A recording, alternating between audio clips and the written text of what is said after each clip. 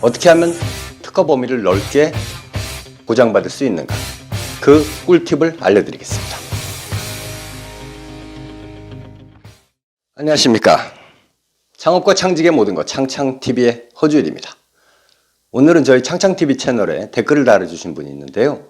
어떻게 하면 특허 범위를 넓게 보장받을 수 있나요? 특허 출원해서 등록받을 때 보다 넓게 권리 범위로 인정받을 수 있는 방법을 물어보셨습니다. 우선 특허 범위는 어떻게 해서 정해지나에 대해서 먼저 설명드리도록 하겠습니다.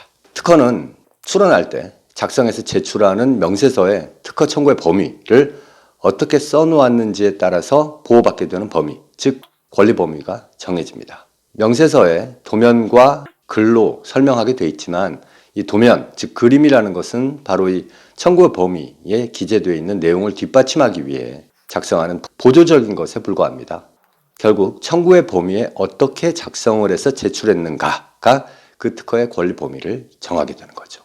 일단 어떻게 해야지 특허의 범위를 넓게 가져갈 수 있는가? 결론부터 말씀드릴게요. 첫 번째, 특허 요소를 한 바구니에 담지 마라. 두 번째, 다양한 경우의 수를 고려하라. 세 번째, 청구항은 최대한 간결하게 작성해라. 네 번째, 기왕이면 기능식 청구항으로 작성하라. 자, 그러면 하나씩 설명을 드리도록 하겠습니다.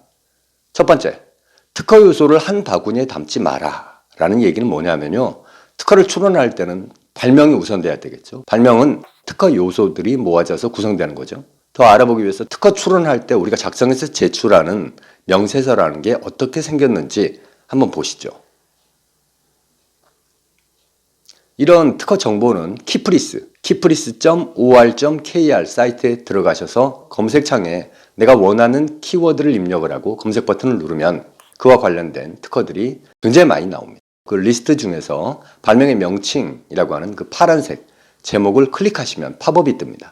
그 팝업에서 공개 공보나 등록 공보를 선택하시면 PDF로 보실 수가 있고요.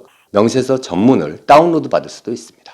자, 그럼 명세서를 한번 보시죠. 맨 앞장은 그냥 간판입니다. 명찰이라고 보시면 돼요. 특허 출원일이라든지 출원인, 그리고 등록번호 같은 형식적인 내용들이 있고요. 명세서를 작성해서 제출할 때 적었던 요약문과 대표 도면이 첫 장에 표시가 되어 있습니다. 그런데 이런 내용들은 특허의 권리 범위하고는 아무런 상관이 없어요. 진짜 특허의 권리 범위하고 관계된 부분은 바로 다음 장 두 번째 페이지에 기재되어 있습니다. 특허 청구의 범위. 보시면 청구항은 1항, 2항 이런 식으로 작성이 되어 있죠. 1항으로만 작성이 된 경우도 있기는 있습니다. 제일 중요한 건 독립항이라고 하는 1항인데요. 일반적으로 발명 하나에 독립항 하나라고 생각하시면 됩니다. 이 1항이 너무 길고 구체적으로 작성되어 있으면 권리 범위가 아주 협소한 거라고 보시면 될 것 같아요. 예를 들어 설명하자면 서울시 강남구 역삼동 이렇게 작성해서 제출하는 특허하고 서울시 강남구 역삼동 213-24번지 201호 오른쪽 방 책상 서랍 두 번째 칸 하고 어떤 게 특허의 권리 범위가 넓겠습니까? 당연히 전자죠. 짧고 명료하게 작성하고 특허의 구성 요소들이 많지 않은 특허가 권리 범위가 넓은 겁니다. 자, 1항 뒤를 살펴보시면요. 2항, 3항에 이런 표현들이 나옵니다. 제 1항에 있어서 상기 무엇은 어쩌고 저쩌고 한 것을 특징으로 하는 무엇 이런 것들이 바로 종속항입니다. 앞항에 있는 내용을 추가해서 설명한다든지 아니면은 그 내용을 보충해주는 내용으로 작성된 것들입니다. 여기서 중요한 것이 나오는데요. 바로 부가적 종속항입니다. 앞항에 없었던 요소를 추가적으로 부가하는 종속항을 얘기합니다. 특허의 요소들을 한 바구니에 담지 마라 라고 했죠. 내 발명을 구성하는 요소가 A부터 H까지로 구성되어 있다고 쳐요. 구성 요소들을 전부 다 1항에 한꺼번에 때려 넣어버리면, 계란을 한 바구니에 다 담아버리면 그 중에 하나만 빼고 똑같이 하더라도 침해가 발생하지 않는다는 겁니다. 구성 요소 완비의 법칙, All Element Rule이라고 하는데요. 침해 여부를 판단하는 데는 구성 요소를 다 포함하고 있는가, 그러니까 하나만 빠지더라도 침해가 발생하지 않는다는 거예요. A부터 H까지의 특허 요소들로 구성이 된 발명을 하더라도 A부터 H까지를 전부 1항에 때려 넣지 말라는 얘기입니다. 내가 발명하기 전에 만약에 A, B, C로 되어 있는 발명이 있었다고 하면 그거하고 차별화될 수 있는 A, B, C, D까지만 1항에 넣고 E, F, G, H는 각각 쪼개가지고 하나씩 종속항에 뿌려줘야 됩니다. 이게 바로 부가적 종속항입니다. 이렇게 부가적 종속항이 많으면 많을수록 경우의 수가 기하급수적으로 늘어납니다. 이쪽에 있는 명세서는 애플의 아이폰 특허입니다. 특허의 요소도 2개밖에 되지 않고 명세서에 표현되어 있는 문장 자체도 2-3줄에 불과합니다. 결국 특허의 범위는 굉장히 넓다라고 볼 수밖에 없어요. 그런데 이쪽에 있는 특허 명세서를 보세요.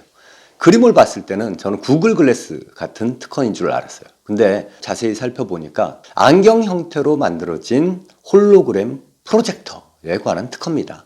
청구항의 내용들을 살펴보시면 이 특허를 침해하기 위해서는 배터리도 2개여야 되고 메모리 장치도 2개여야 되고 이 특허를 침해하기는 굉장히 어려워요. 범위가 굉장히 협소합니다. 만약에 배터리가 하나면 이 특허를 침해하는 게 아니에요. 똑같이 만들더라도.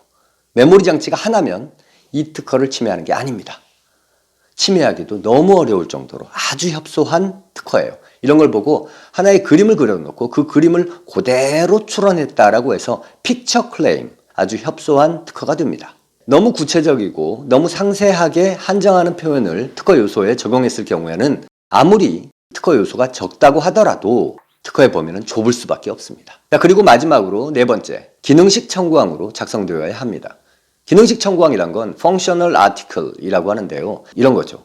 용수철, 스프링 이런 거 대신에 탄성부, 그리고 뭐 톱니바퀴, 벨트 이런 거 대신에 회전 연결부, 그리고 왼쪽, 오른쪽 이런 거 대신에 일측이라고 표현해 주는 겁니다. 어떤 특수한 구조로 표현을 하기보다는 그 기능을 표현할 수 있는 일반적인 명사로 표현해 준다는 거죠. 무슨 부, 무슨 부, 부분 부자를 써서 말이죠. 이런 걸 보고 기능식 청구항이라고 합니다.